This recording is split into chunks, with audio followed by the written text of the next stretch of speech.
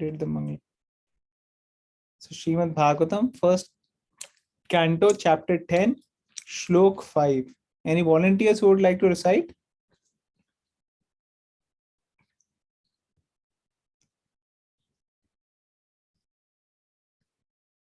Okay, I'll recite.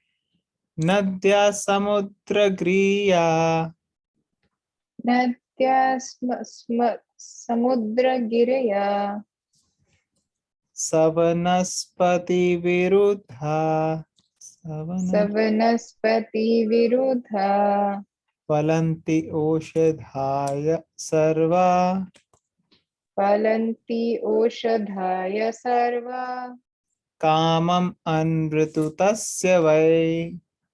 kamam anmritutasya. Anyone wants to volunteer to read? Translation purpose? Okay, I can read. The rivers, oceans, hills, mountains, forests, creepers, and active drugs in every season paid their tax quota to the king in profusion. Since Maharaj Yudhishthira was under the protection of the Ajita, the infallible Lord, as above mentioned, the properties of the Lord, namely the rivers, ocean, hills, forests, etc., were all pleased, and they used to supply their respective quota of taxes to the king. The secret to success is to take refuge under the protection of the Supreme Lord. Without his sanction, nothing can be possible. To make economic development by our own endeavors on the strength of tools and machinery is not all. The sanction of the Supreme Lord must be there. Otherwise, despite all instrumental arrangements, everything will be unsuccessful. The ultimate cause of success is the Deva, the Supreme. Kings like Maharaj Yudhishthira knew perfectly well that the king is the agent of the Supreme Lord to look after the welfare of the mass of people. Actually, the state belongs to the Supreme Lord. The rivers, oceans, forests, hills, drugs, etc. are not creations of man. They are all creations of Supreme Lord. And the living being is allowed to make use of the property of the Lord for the service of the Lord. Today's slogan is that everything is for the people, and therefore the government is for the people and by the people. But to produce a new species of humanity at the present moment on the basis of God consciousness and perfection of human life, the ideology of godly communism, the world has to again follow in the footsteps of kings like Maharaj Yudhishthir or Parikshit. So it's important. This is an important line. I will read it again. Today's slogan is that everything is for the people, and therefore the government is for the people and by the people. But to produce a new species of humanity at the present moment on the basis of God consciousness and perfection of human life, the ideology of godly communism, the world has to again follow in the footsteps of kings like Maharaj Yudhishthir or Parikshit. So Prabhupada here is taking both from democracy as well as communism and telling how Krishna consciousness is the highest thing. So because the ideology of communism is that we have to serve the people and the government is the center and owner of everything. And Prabhupada says, yes, there has to be one center and one owner. Why don't you keep that owner God? Because then everything will become transformed into God-centered, beautiful society.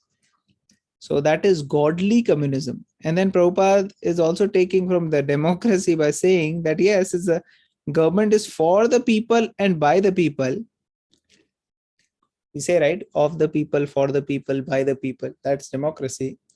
But actually, if you really want that,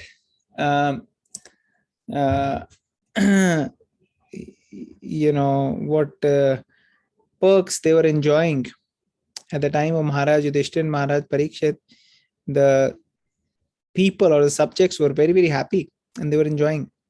So if you have to do that, then you have to actually have such rulers who are trained, who are in much better consciousness than the current rulers.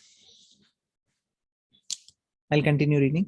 There is enough of everything by the will of the Lord, and we can make proper use of things to live comfortably without enmity between man, or man and animal, or man and nature. The control of the Lord is everywhere, and if the Lord is pleased, every part of nature will be pleased. I'll repeat again.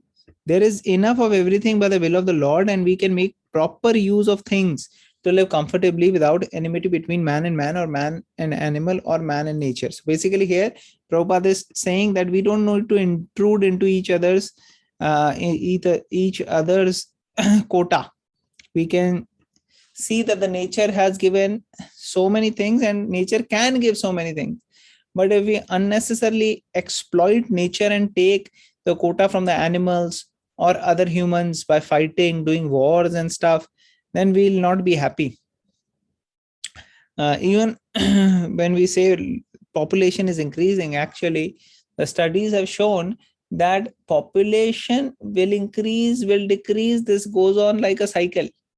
And even though the population may increase, if properly utilized, the whole earth can be fed very, very nicely. But people have a lot of greed and hoarding and exploitative tendency. The control of the Lord is everywhere, and if the Lord is pleased, every part of the nature will be pleased. The river will flow profusely to fertilize the land. The oceans will supply sufficient quantities of minerals, pearls, and jewels. The forest will supply sufficient wood, drugs, and vegetables, and the seasonal changes will effectively help produce fruits and flowers in profuse quantity. The artificial way of living, depending on factories and tools, can render so-called happiness only to a limited number at the cost of millions. Since the energy of the mass of people is engaged in factory production, the natural products are being hampered. And for this, the mass is unhappy. Without being educated properly, the mass of people are following in the footsteps of the vested interests by exploiting natural reserves. And therefore, there is acute competition between individual and individual, and nation. There is no control by the trained agent of the Lord. We must look into the defects of modern civilization by comparison here, and should follow in the footsteps of Maharaj Yudhishthir to cleanse man and wipe out anachronisms. Hare Krishna. So anybody would like to add?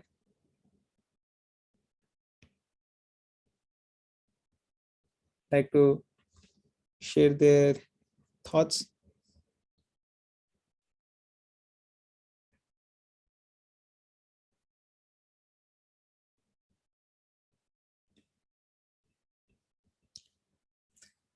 So here in the translation, it is said that the rivers, oceans, all the natural resources which comes. So if we try to study and analyze all these parts of the nature, whether it's ocean, whether it's forests, whether there are mountains, all these are actually always giving us so many things. So many resources are given. So if we study just this shloka itself, translation and purport, we learn, oh my God, so many things are coming from all these natural resources. So who is giving? This is the Mother Earth who is giving.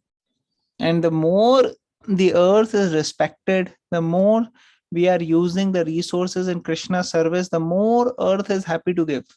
Otherwise, not very happy to give. Sometimes this happens. Who was the king? Is it King Vena? Who was the previous king before Prithu Maharaj? In his term, Mother Earth had practically stopped giving because he was not using in Krishna's service. And then when Prithu Maharaj also came, the earth was actually not giving. But then again, because Prithu Maharaj was so God conscious and powerful, the earth had to start giving.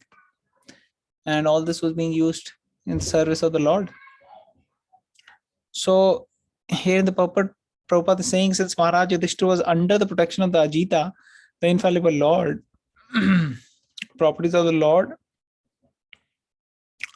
the earth is giving all these sufficiently so that it can be used in the service of the Lord. And Prabhupada is writing, the secret to success is to take refuge under the protection of the Supreme Lord. So nothing can happen without the sanction of the Lord.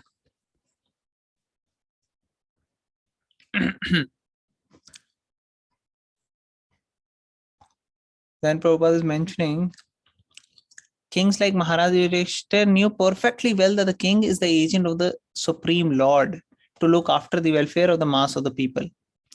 So now people are actually forgetting this principle. See, the land and all the resources Prabhupada is mentioning, they are all belonging to the Lord. And king is the caretaker. He has to make sure that all these are properly utilized in the service of the Lord. Right? And therefore, Prabhupada is mentioning that one king has to be trained in this science. Otherwise, very big problem.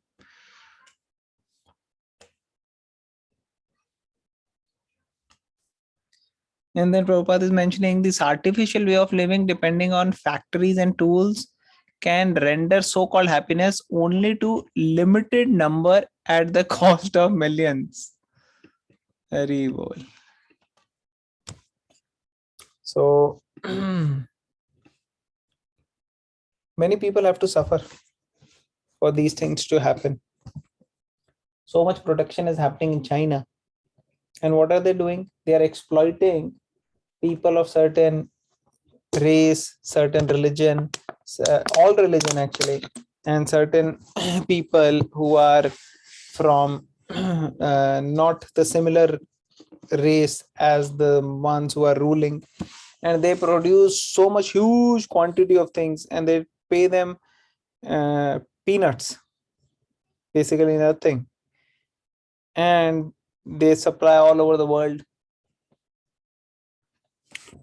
Like that, there are people who are suffering in different other countries, even in European and Western countries like US, but much more in other countries from lack of resources like Africa, Asia, and others. And Prabhupada is saying, since the energy of the mass of the people is engaged in factory production, natural products are being hampered, and for this, the mass is unhappy. Now, just imagine, previously, it used to be such a nice uh, environment. So many flowers, so many fruits are in the trees, in the forests, everywhere they are growing. And you can just pluck some flower, use it in Krishna service, pluck a fruit, offer it to Krishna, and then distribute those. You can use it for decoration, you can use for beautifying. But now the atmosphere is so polluted, we're not having those fruit giving trees or flowering trees in abundance. So you have to go to the shop to buy those fruits and flowers. And practically, the fruits and flowers are much more expensive as compared to the artificial flowers. Artificial flowers you can get at much cheaper cost. That means, so I mean, it's kind of the opposite. Previously, natural flowers would have been free, hardly any cost, because they're growing so many places.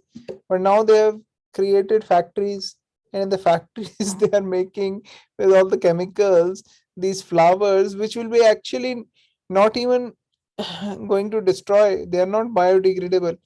They are the burden on the earth for next, who knows, thousands of years. Without being educated properly, the mass of the people are following in the footsteps of vested interests of exploiting natural reserves, and therefore there is acute competition between individual, nation. So what is happening is, all these productions in the factories, people want them to go up, up, up. If you see, All the countries want factory goods to increase, and they want people to buy. That's why US government is handing out checks to everybody. So you go, you do shopping, and that will increase and boost the economy. But the problem is that it's also going to generate a huge amount of trash, and that trash is going to be a burden on Mother Earth. But nobody is thinking in that way. Not only that, so much pollution is happening even when those things are being created in the factories. And the raw materials for them, many times, they have to kill animals and so many other destroy ecological imbalance to do that. And then it is mentioned there is no control by the trained agent of the Lord, which means that you know, the ruler or the king of the whole world is not a God conscious person. So all this nonsense is happening. And then Prabhupada is mentioning, and he's mentioning these things in 19 what 60s, 70s, when there was all industrial revolution and everything going on. People are not thinking about trash. They were not thinking. They were just thinking, more we can become, you know, industrialized, the better. And Prabhupada is writing these things. I'm sure it would have been a big, you know, a different perspective to this, and some idiots may have even not agreed to it. But this is so much powerful. There is no control of the trained agent of the Lord. We must look into the defects of modern civilization by comparison here and should follow the footsteps of Maharaj Yudhishthira to cleanse man and wipe out anachronisms. Okay. So basically, seems like Prabhupada is mentioning here. So Prabhupada was very good at it. Prabhupada will actually not like ordinary people who were just like a bhed chal. They will go behind the foreigners or westerners, or they'll say yes, what they are doing so nice. They have nice big roads, so we have to follow. Not like that. Prabhupada actually did not get mesmerized by all this material advancement of the West. In fact, he was pointing out the defects of the material or the modern society, and he was actually pointing out the advancement of how the Vedic culture was.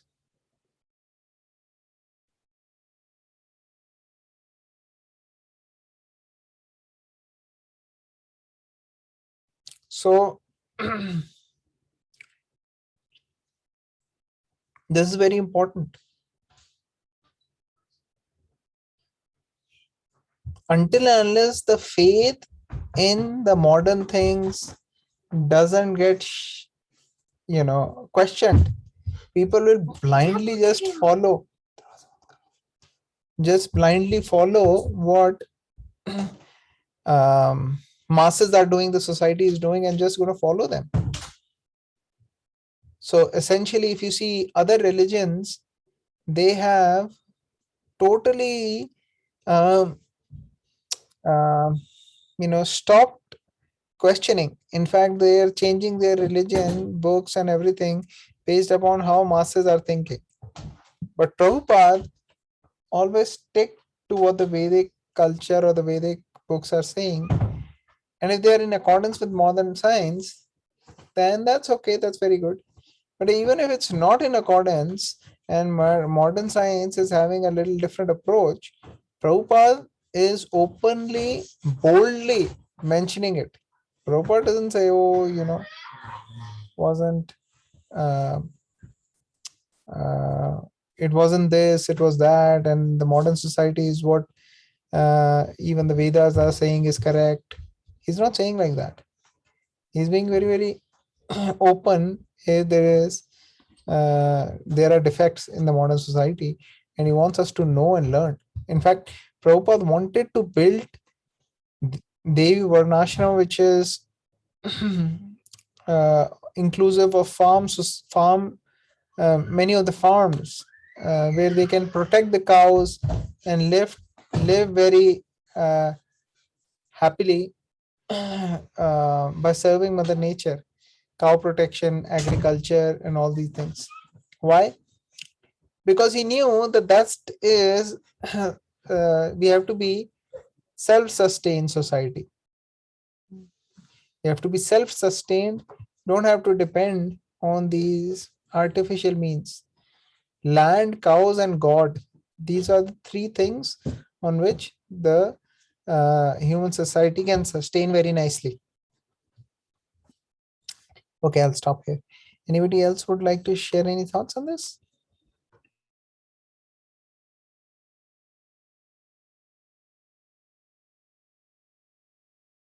No, Prabhuji. Thank you for sharing and explaining so nicely.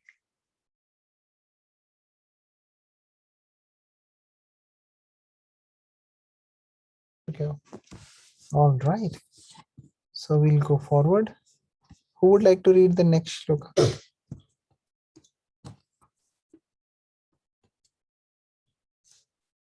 Anybody is there in the conference call, or me and Rakshana Mataji alone? I can read, Prabhuji. I can read, Prabhuji. Oh, Yeah, Mataji, go ahead. You are on mute. Okay. Go ahead, Rakshana. Anybody? I Okay, can Prabhuji. read. Okay, yes, Prabhuji. Please, Prabhuji. Yeah, Yes. नहीं Mataji, अब पढ़िए, next मैं I पढ़ूंगा. think Rakshita Mataji can read this one. Then next Suresh Prabhu can read, and after that Anita Mataji. Oh, sure, Prabhuji. All right, go ahead. Okay. Nadhayo vyadhaya klesha Nadhayo vyadhaya klesha deva bhutatma hetava daiva bhutatma hetava aja ajata shatra ajata shatrava bhavana ajata shatrava bhavana jantu samragi karhichet. jantu nam rajani karhichet. Translation. Translation. Because of the kings having no enemy, the living beings were not at any time disturbed by mental agonies, diseases, or excessive heat or cold. Purpose. To be non-violent to human beings and to be a killer of enemy of the poor animals is Saturn's philosophy. Okay, I don't know this. In this age, there is enmity towards poor animals. Saturn's philosophy means, like, like satanic verses. They say in it's basically like a demoniac philosophy. Demonic philosophy. Okay. In this age, there is no enmity towards poor animals, and therefore, the poor creatures are always anxious. There is enmity towards poor animals, and therefore the okay. So basically, rea- what they're saying is that they're saying that you be non-violent to the humans, but you are killing poor animals. Poor animals. That is not a good philosophy. Yeah. Yes. You can't be partial and biased. You have to be good to everybody. Prabhupada actually, Prabhuji, in the yesterday, you were reading that verse in Prabhupada saying that human is lower than animals, and they're choosing the animals who's even lower than for their leader. they're choosing leader. Equally. Yes. The reaction of the poor animals is being forced on human society, and therefore there is always a strain of cold or hot war between men individually, collectively, or nationally. At the time of Maharaj Yudhishthir, there were no different nations, although there were different subordinate states. The whole world was united, and the king and the supreme head, being a trained king like Yudhishthira, kept all the inhabitants free from anxiety, diseases, and excessive heat and cold.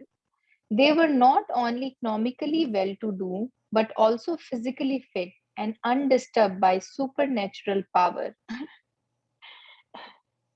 by enmity from other living beings, and by disturbance of bodily and mental agonies.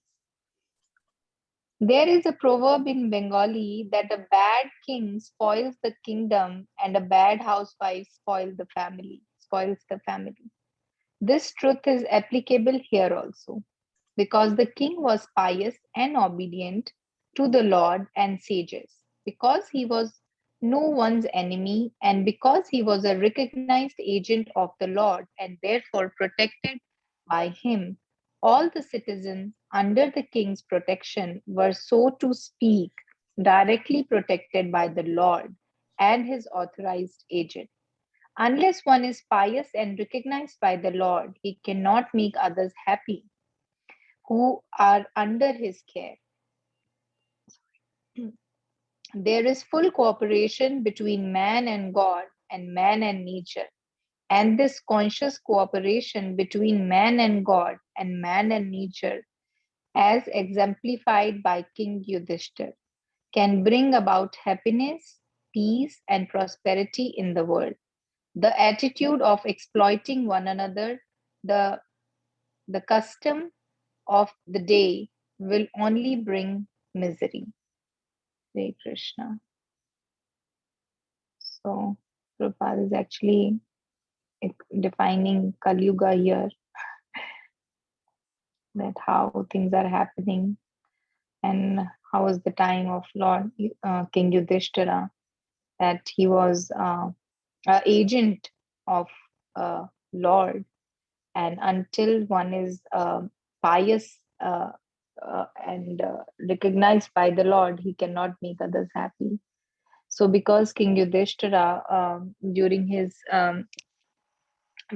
lifetime, he was protected and accompanied by Lord Krishna, or guided by Lord Krishna all the time, during bad or good times. He was actually a very pious personality, and because he was pious, and that is why he was recognized by the Lord.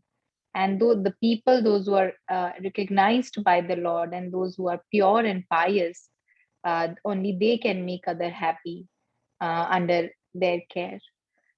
Otherwise, it is not possible for a man who's not pious, cannot make other people happy, because they all, if they are not pious and pure and they are doing some karma, so they always are full of anxieties. And the person who's full of anxiety cannot give peace to other people.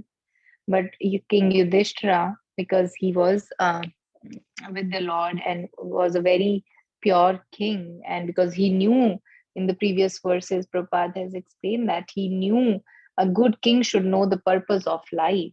So, because he was a devotee and he knew the true purpose of life, he could make his people in his kingdom happy. And that is why time during he was a king was very prosperous. And that time, he was the king of the whole world. And in the previous verses, when Yudhishthir Maharaj actually uh, uh, became a king, he actually sent those those horses uh, uh, to the other kingdoms to, send to give them a challenge that they can come and fight with him. But everybody peacefully accepted him as a king, so that made him a king of the world. I think that's what I think. So that here, Prabhupada is telling about King Yudhishthir, that how he was treating the people there. And that Prabhupada has given a proverb here that a bad king spoils the kingdom and a bad housewife spoils the family. And this truth is applicable here also. So here also means Prabhuji, not with the Maharaj Yudhishthir, but for the Kali Yuga, for the leaders people are choosing, for the people, by the people. Because when you choose, when there is a bad leader, he spoils the whole kingdom. And that, I don't know, I mean, yeah, I mean, like we see China, you just gave an example, like how they want to be in the race of superpower, like they want to be on the top, and that's how they're exploiting the people. So a bad king actually spoils the whole kingdom, and that's what's seen not in the case of China but many other countries. And that how they spoil the people, and because people are unhappy because the king is not good, so the people are also unhappy, so there is no prosperity uh, in many places where where the leader, they just want to accumulate for themselves and they do not think of their people. But in the case of Yudhishthir Maharaj, he actually took care of the people in his kingdom, and he was not only the mere tax collector, as mentioned in the previous verses. Prabhupada has explained that he wanted everybody to be happy. So he was a real king. Hare Krishna. Hare Krishna. Thank you, Mataji. Thank you for sharing. Anybody else would like to share any points from this shloka?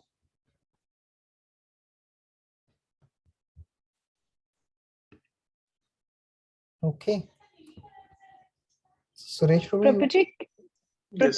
can you explain this? The reaction of the poor animals is being forced on human society, and therefore there is always the strain of cold and hot war between men and individually, collectively, or nationally. Prabhuji, can you explain this to me? yeah, in the previous line, Prabhupada is saying in this age there is enmity towards poor animals, and therefore the poor creatures are always anxious. The reaction of the poor animal is being forced on human society. So just like animals are in this bad situation, um, they are practically um, Kind of always in the fear cursing of. the people. It's a reaction, karma. It's a reaction, karma. If we do wrong to the animals, then how can we um, expect that we are going to be able to get away with it? There's nothing Yeah. right. So we are doing to the animals is coming back. So many new diseases are coming, psychiatric problems, mental problems, so many cancers. So much is happening because we are torturing animals and messing up with mother nature. And then of course, because there are mental problems, anxiety, stress, so then people want to take war because they're angry. Mm. So then either cold war, hot war, all these things are going on. Yeah. Anyone else would like to add anything?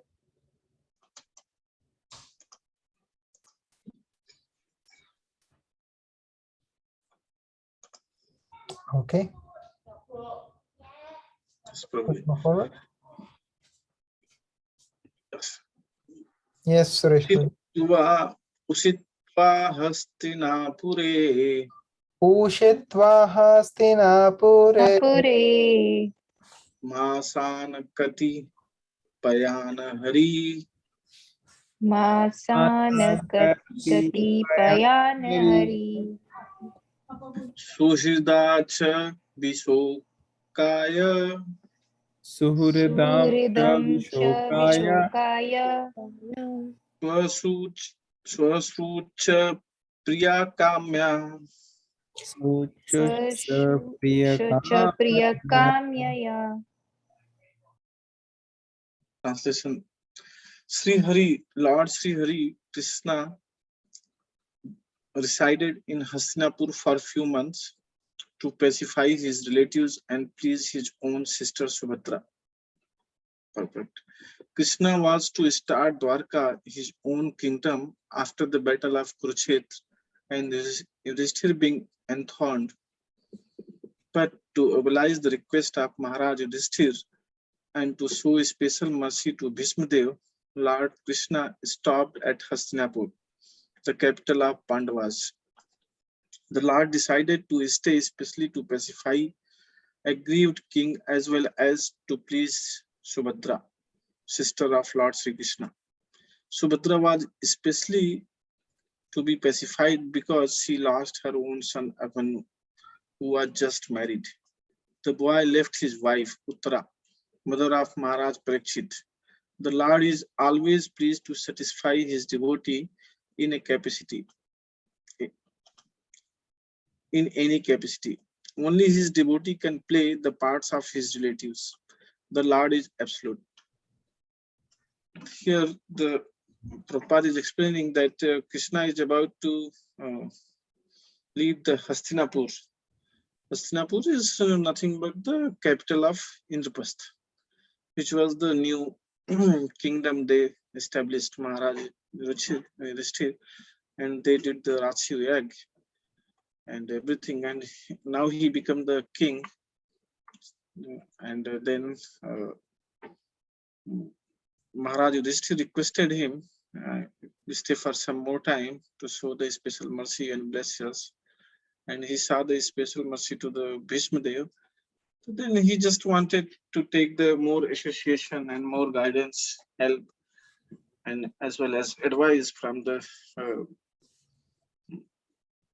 Lord Sri Krishna. That's why he asked, he requested to the Lord Sri Krishna. And Krishna also wanted to stay for a few months because she has some empathy with his sister Subhadra, and especially because the Manu got killed in the battlefield. That's why the whole family, Subhadra herself, is so much agitations. Then that's why they just want to make them happy, to change their mind, distract from one position to other. The distraction kind of things. So that's why the last line, the Lord is always pleased to satisfy his devotee in any capacity. So Lord know how to, we always discuss how Krishna approach. So the reciprocation is same. What way we approach, the same way Krishna will reciprocate to us. So in same way, the Lord know how to make our devotee. He knows everything.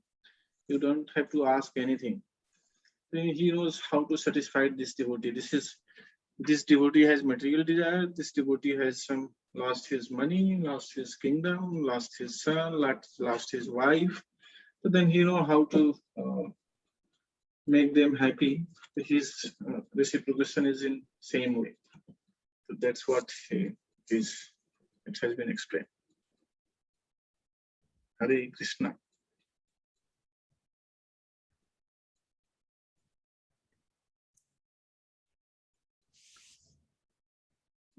Other devotee, please share.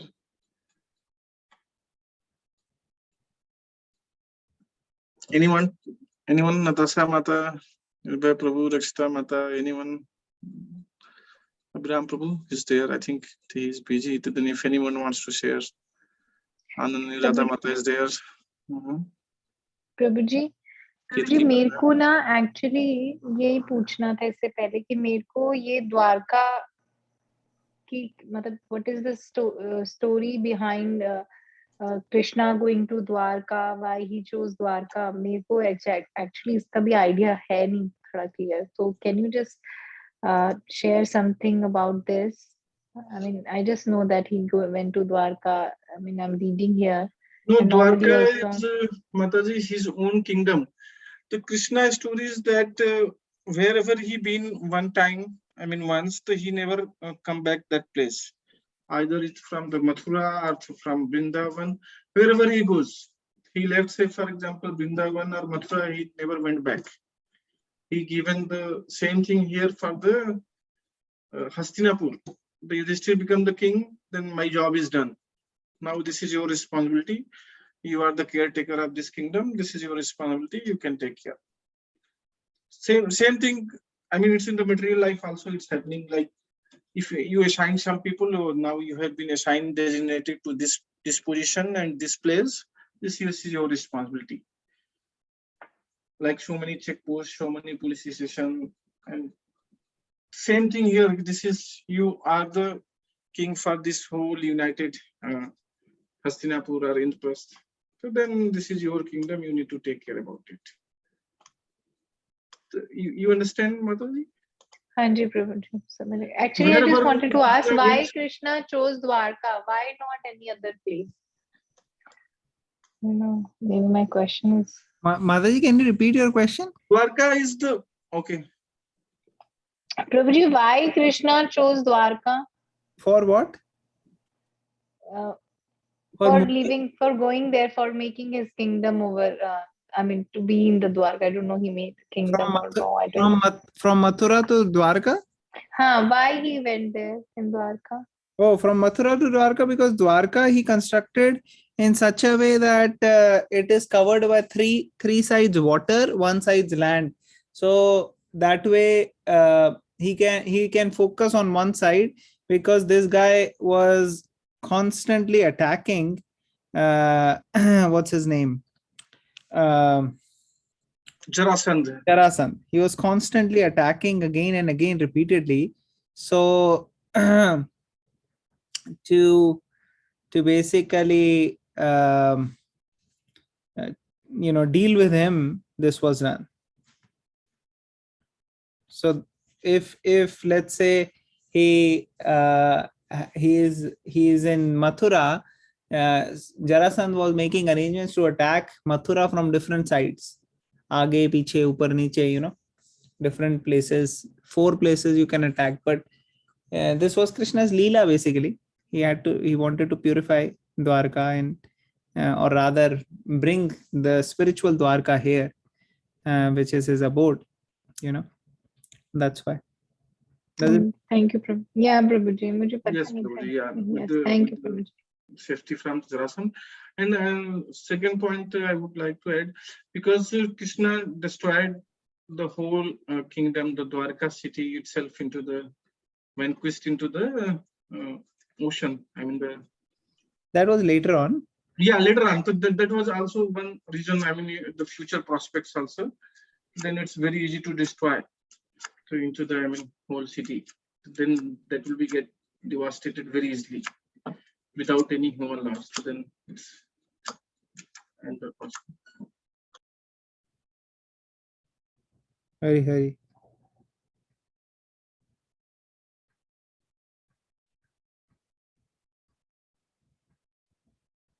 Anybody else wants to add? We can go to the next. Yeah. Okay, go ahead. No, I said if anyone else, otherwise we can go for the next. Okay? Yes. So Anita Mataji is reading next. Sure, Prabhuji. Yeah.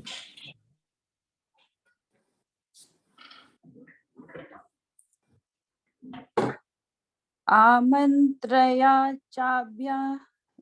chabhyanugyat. Amantraya chabhya anugyatah. Parisvajya bhivadaya Parisvajya abhivadyatam. Parishvaja abhivadyatam. Aruroharatham kaschit. Aruroharatham kaschit. Parisvakto abhivadita. Parishvakto abhivadita. Translation. Afterwards, when the Lord asked permission to depart and the king gave it, the Lord offered his respects to Maharaj Yudhishthir by bowing down at his feet, and the king embraced him. After this, the Lord, being embarrassed by others and receiving their obeisances, got into his chariot. Purport. Prabhuji, can you scroll down?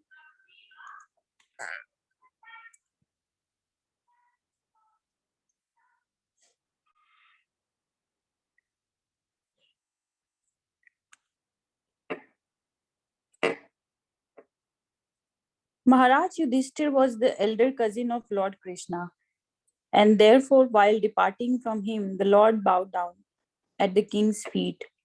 The king embarrassed him as a younger brother although the king knew perfectly well that Krishna is the supreme personality of Godhead.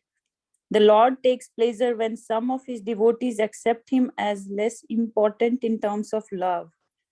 No one is greater than or equal to the Lord, but he takes pleasure in being treated as younger than his devotees. These are all transcendental pastimes of the Lord. The impersonalist cannot enter into the supernatural roles played by the devotee of the Lord. Thereafter, Bhima and Arjuna embraced the Lord because they were of the same age.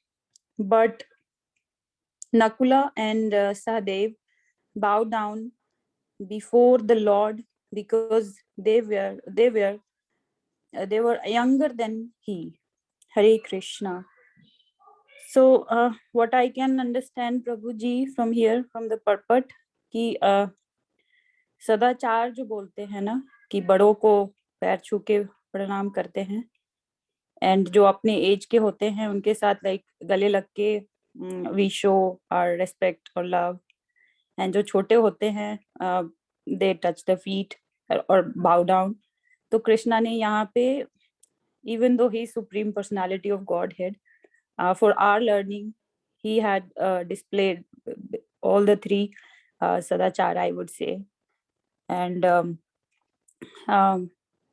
even, his devotees, he doesn't, sometimes he feels pleasure in accepting himself as less than his devotees. And this is all for our learning. And that is what I understand, Prabhuji. Hare Krishna. Please share. Hare Krishna. Thank you, Mataji. Thank you for sharing. Yes, so Supreme Lord, even though he is the Supreme Lord, but still he is, following the etiquettes of ordinary person in his dealings at times. So he's doing, what is, how the etiquette is. Okay, anybody else would like to add anything? Yeah, Prabhuji, here Prabhupada has mentioned it, but he takes pleasure in being treated as young. So in case of Balramji also we see that, he was a younger brother, and we've heard so many stories that he enjoyed. I can relate here that how he could enjoy being younger. And then when Balramji used to tease Krishna and used to go and tell on him to Yashoda Maiya, then how he used to behave. And then not many other stories. Hare Krishna. Hare Krishna. Okay, anybody else would like to share anything?